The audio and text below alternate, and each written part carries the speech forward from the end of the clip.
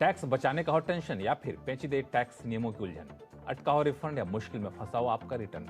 हर मुश्किल सवाल का आसान जवाब है टैक्स गुरु, जहां आप न सिर्फ अपना टैक्स बचाते हैं बल्कि हम टैक्स की उलझनों को सुलझाने के गुर भी आपको सिखाते हैं।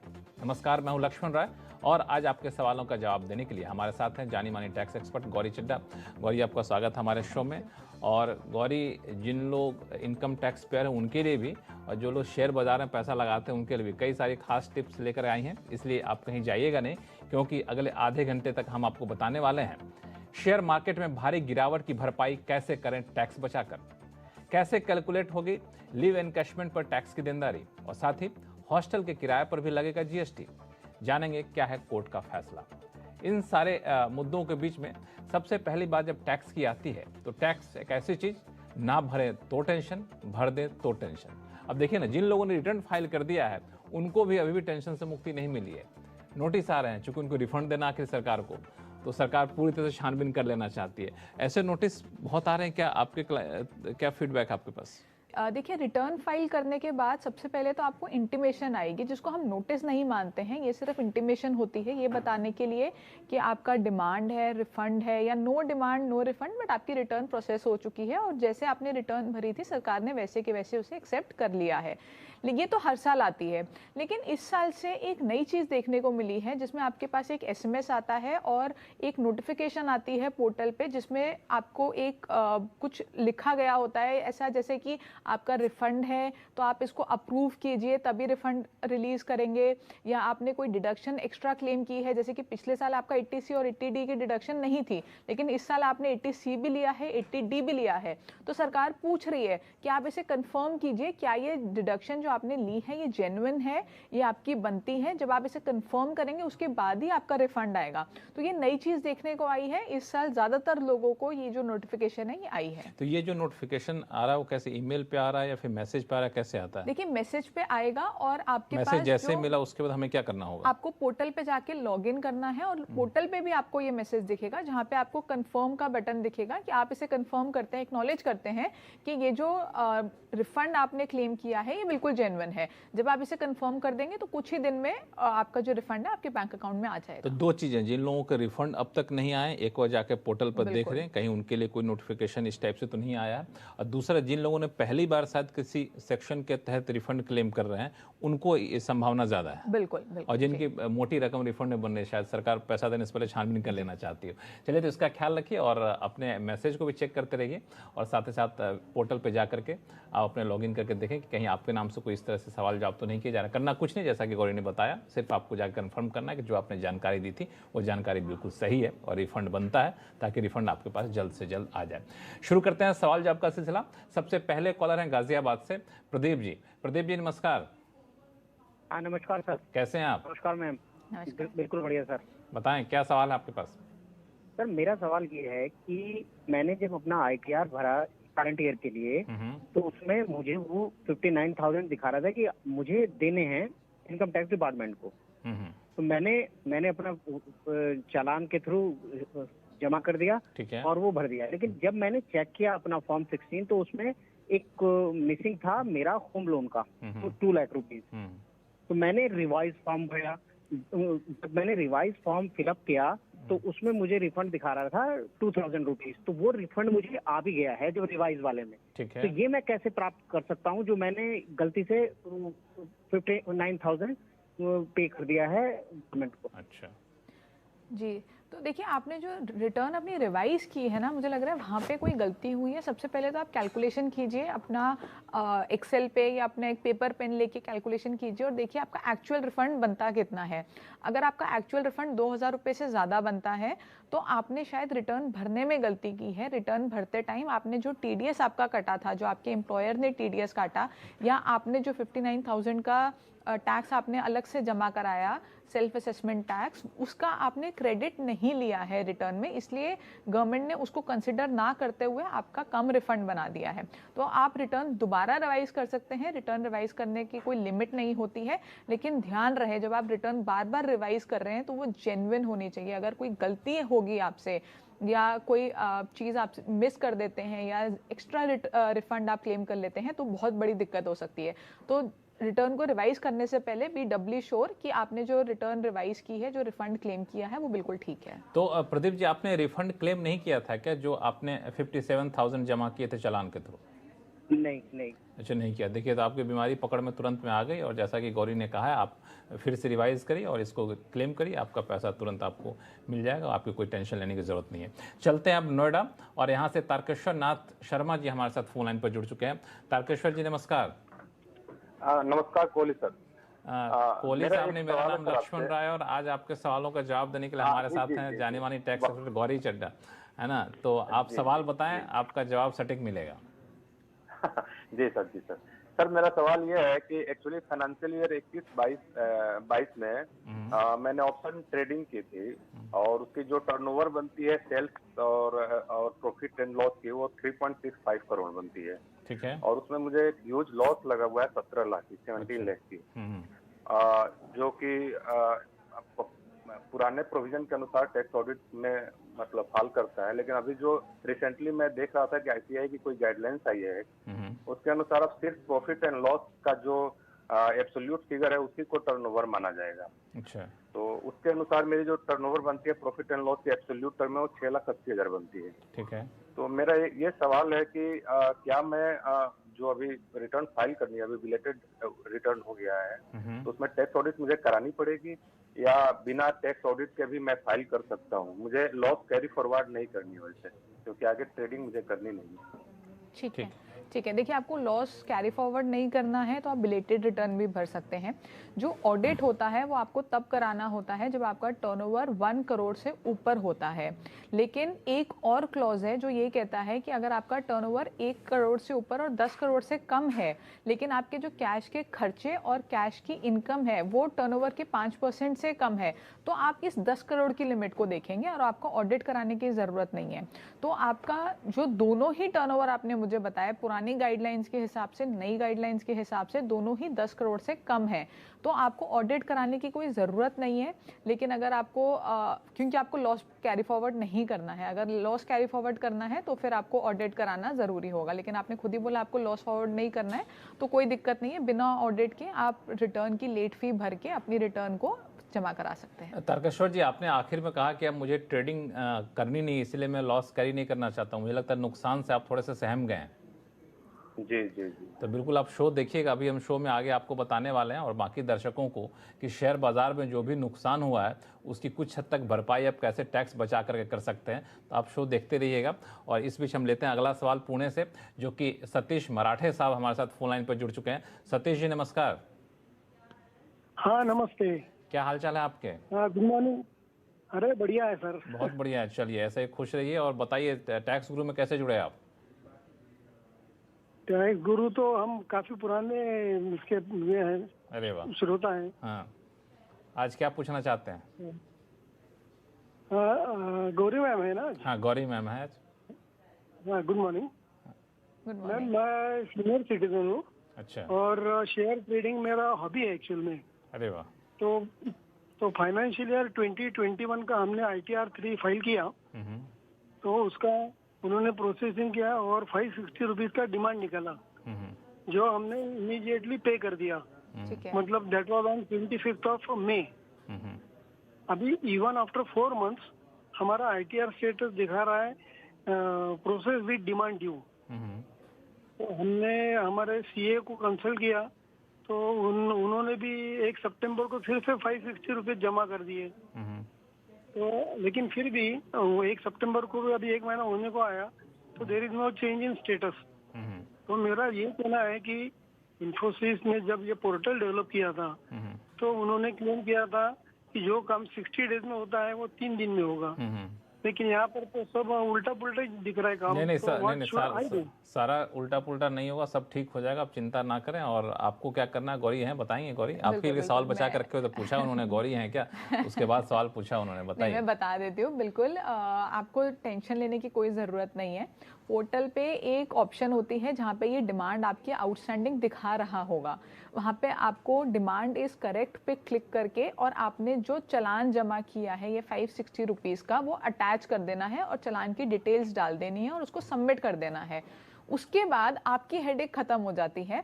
आपका डिमांड वो रिटर्न प्रोसेस विद डिमांड दिखा रहा है या नहीं दिखा रहा, आपको टेंशन लेने की जरूरत नहीं है। लेकिन ये काम कर दीजिएगा, जहां पे वो डिमांड आ रही है वहां पे अग्री विद डिमांड करके इस चालान को अटैच जरूर कर दीजिएगा। उसके बाद आपकी कोई हेडेक नहीं है। लेकिन अगर आपने ये नहीं किया है, हो सकता है इस वजह से वो डिमांड दिखा रहा है, आपको बार बार पे करने की जरूरत नहीं है। आप बार बार पे करते रहेंगे, उससे कुछ होगा नहीं। तो आप ये कर दीजिए और उसके बाद भूल जाइए कि आपकी कोई डिमांड थी। बिल्कुल, आप की समस्या दुरुस्त हो गई, आप चिंता ना करें। और इन्फोसिस जो कर रहे हैं अपना करेंगे, उनके ऊपर जिम्मेदारी उसको निभाएंगे वो। लेकिन आपकी समस्या दूर हो जाएगी। टैक्स गुरु इसकी गारंटी जरूर लेता है। मुझे लगता है कई लोग अभी जो सवाल पूछ रहे हैं, जो शेयर बाजार के ट्रेडर रहे हैं, जिन्होंने कहा भी शेयर बाजार के ट्रेडिंग करना इनका हॉबी रहा है, तो हमें लगता है दर्शकों को बता देना चाहिए कि शेयर बाजार जो गिर रहा है, घबराएं नहीं। टैक्स गुरु आपके लिए कुछ हद तक ये टैक्स बचा करके इस नुकसान की भरपाई करने के तरीके बताएगा। लेकिन फिलहाल वक्त है छोटे से ब्रेक का। ब्रेक के बाद ये तरीका आपको बताएंगे।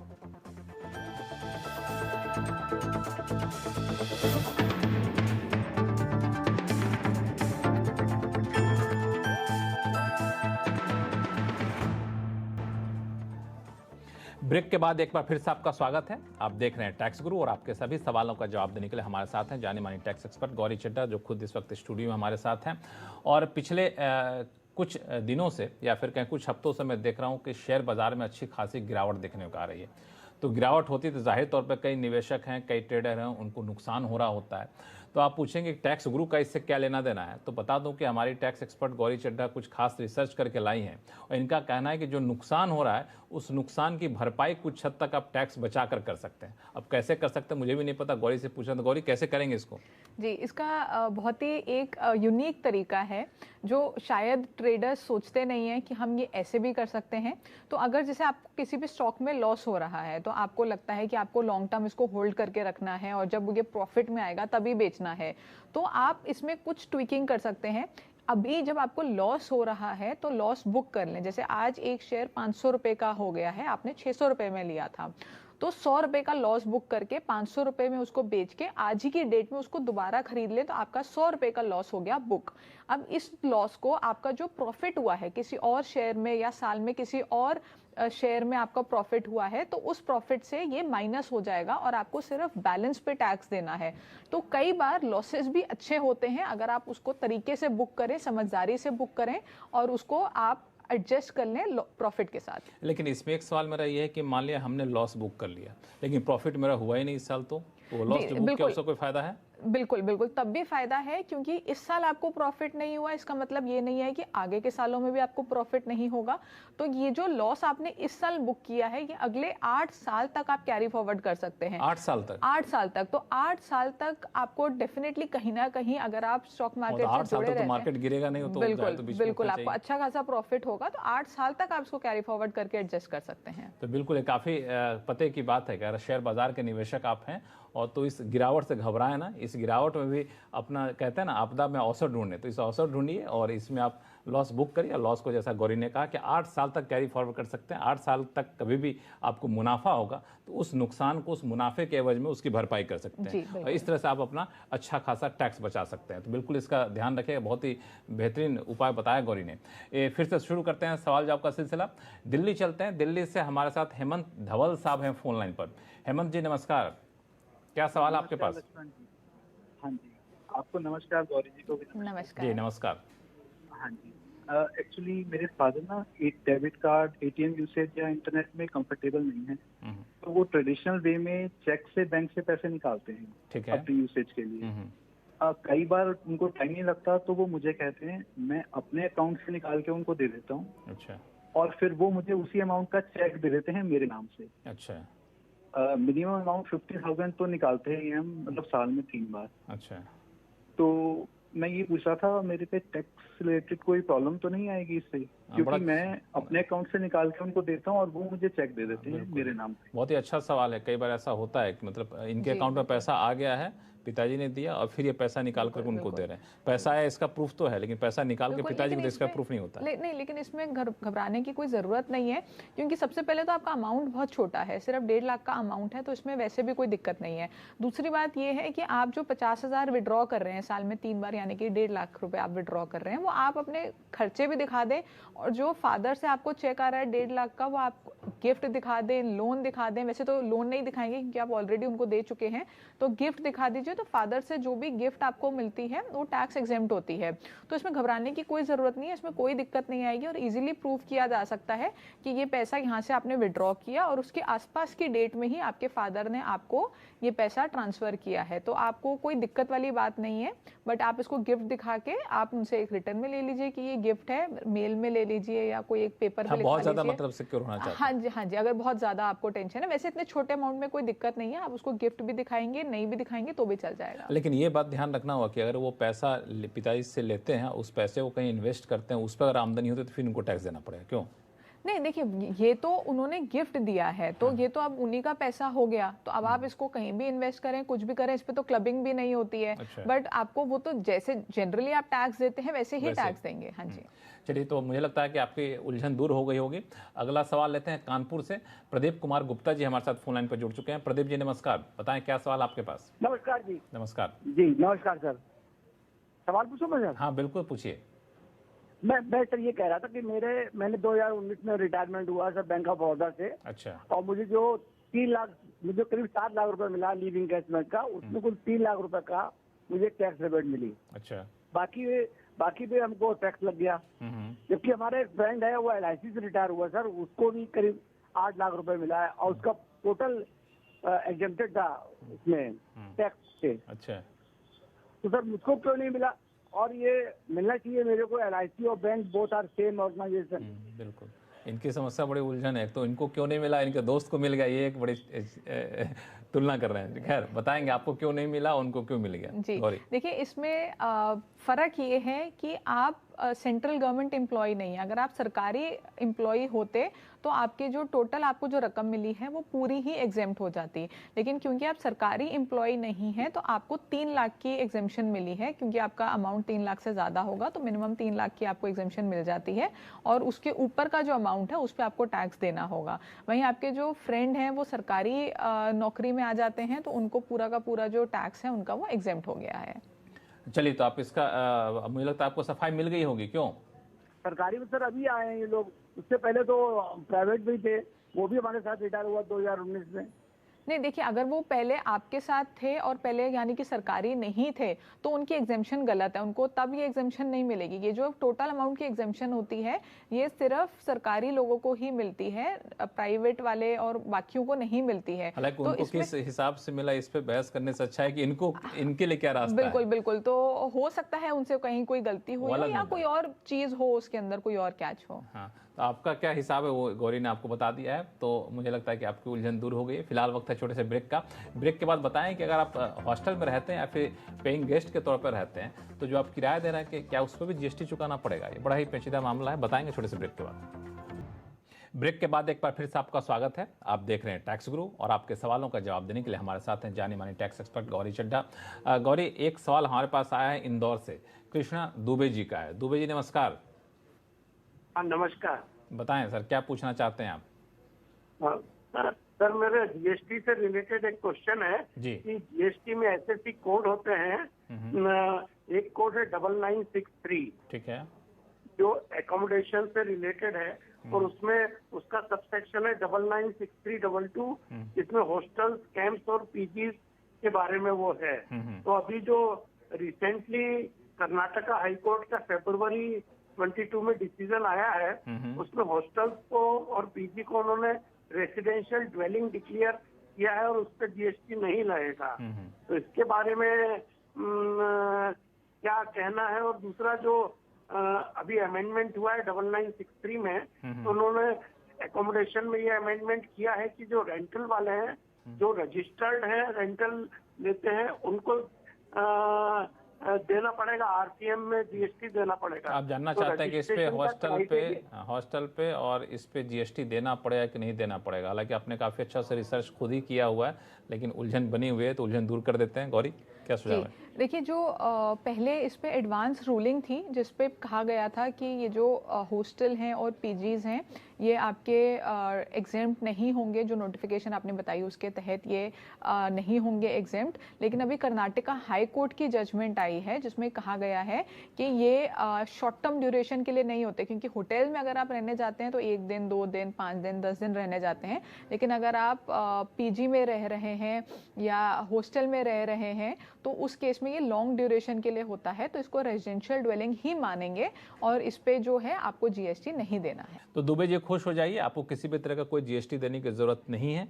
और गौरी आपका बहुत बहुत शुक्रिया सभी सवालों का जवाब देने के लिए। और आपके पास कोई भी सवाल हो, चाहे इनकम टैक्स जुड़ा हुआ हो या फिर जीएसटी जुड़ा हुआ हो, आप हमें लिख भेजिए tax@moneycontrol.com पर। आप अपने सवाल के साथ अपना नाम और मोबाइल नंबर लिखना ना भूलें। नमस्कार, देखते रहिए CNBC आवाज़।